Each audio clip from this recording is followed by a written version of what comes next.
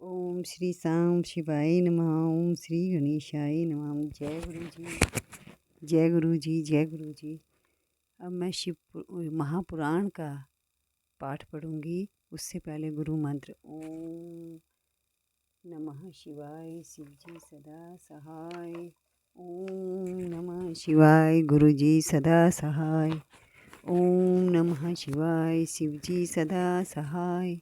ओम नमः शिवाय, गुरु जी सदा सहाय। जय गुरु जी, जय गुरु जी। अनंतम अनंतम शुक्राना गुरु जी महाराज का। अथ षष्ठो अध्याय। ब्रह्मा और विष्णु के भयंकर युद्ध को देखकर देवताओं का कैलाश शिखर पर गमन। ये विद्येश्वर संगीता पढ़ी जा रही है, जिसका 6वां अध्याय पढ़ा जा रहा है। संगत जी सबसे निवेदन रहेगा कि अवश्य सुने, अपने अपने भाग्य को, कर्म को पवित्र कीजिए शिव के इतने पवित्रतम शिव महापुराण को सुन करके।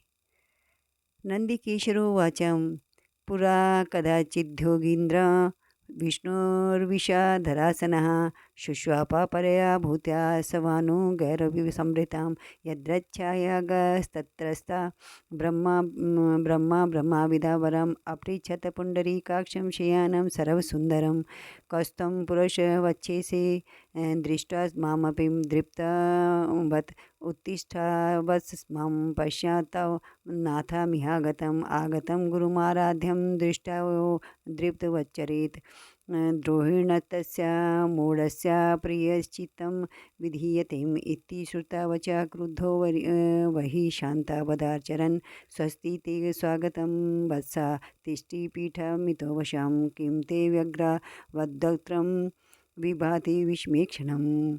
नंदिकेश्वर बोले, हे योगेंद्र, प्राचीन काल में किसी समय शेषशायी भगवान विष्णु अपनी पराशक्ति लक्ष्मी जी तथा अन्य पार्षदों से घिरे हुए शयन कर रहे थे। उसी समय ब्रह्मवेताओं में श्रेष्ठ ब्रह्मा जी ने अपनी इच्छा से वहां आकर उन परम सुंदर कोमल नेत्र विष्णु से पूछा, तुम कौन हो जो मुझे आया देखकर भी उद्यत पुरुष के समान सो रहे हो? हे वत्स, उठो और यहाँ अपने प्रभु मुझे देखो।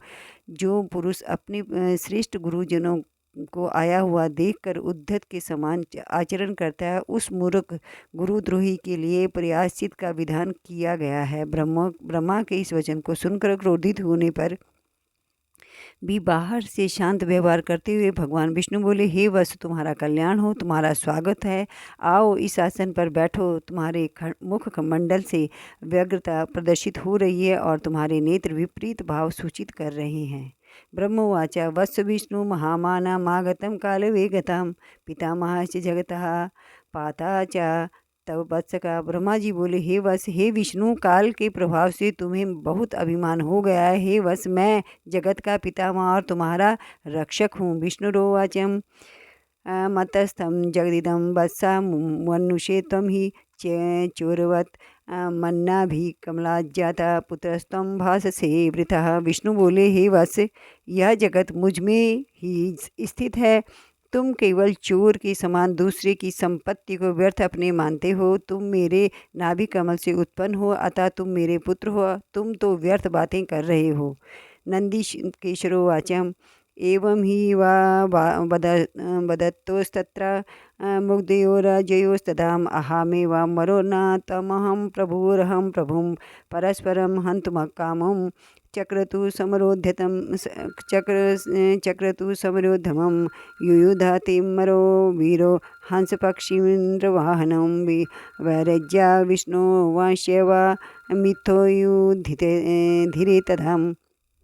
नंदिकेश्वर बोले, हे मुनिम, उस समय वे अजन्मा ब्रह्मा और विष्णु मोहवश मैं श्रेष्ठ हूँ, मैं स्वामी हूँ, तुम नहीं, इस प्रकार बोलते बोलते परस्पर एक दूसरे को मारने की इच्छा से युद्ध करने के लिए उद्यत हो गए। हंस और गरुड़ पर आरूढ़ होकर वे दोनों वीर ब्रह्मा और विष्णु युद्ध करने लगे। तब ब्रह्मा और विष्णु के गण भी परस्पर युद्ध करने लगे।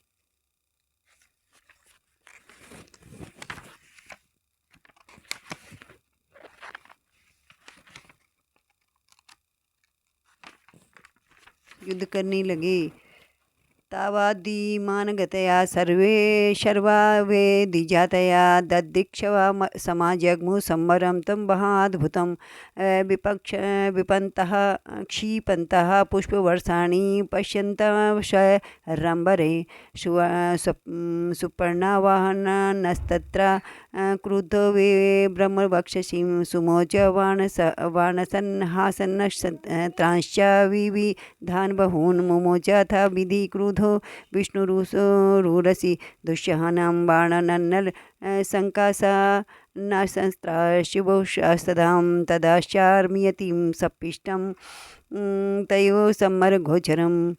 उस समय सभी देवगण उस समय परम अद्भुत युद्ध को देखने की इच्छा से विमान पर चढ़कर वहां पहुंच गए। वहां आकर आकाश में अवस्थित हो पुष्प की वृष्टि करते हुए वे युद्ध देखने लगे। गरुड़ वाहन भगवान विष्णु ने क्रुद्ध होकर ब्रह्मा के वक्षस्थल पर अनेक प्रकार के असंख्य दुस्साहस बाणों और अस्त्रों से प्रहार किया। तब विधाता भी क्रुद्ध होकर विष्णु के हृदय पर अग्नि के समान बाण और अनेक प्रकार के अस्त्रों को छोड़ने लगे। उस समय देवगण उन दोनों का वह अद्भुत युद्ध देखकर अतिशय व्याकुल हो गए और ब्रह्मा तथा विष्णु की प्रशंसा करने लगे।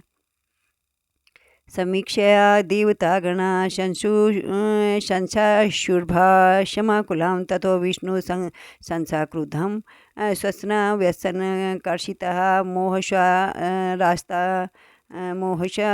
मोहेश्वरास्त्रं मतिमानं सन्ददे ब्रह्म पूर्णोपरिं ततो ब्रह्मा संक्रुद्धं कंपेन विश्वमेव हिम अस्त्रं पाशुपतं घोरं दद्दन्ते विष्णुवक्षसिं तदस्तुथं व्योम्नि तप्पनायुत सन्निभं सहस्रमुखमत्युग्रं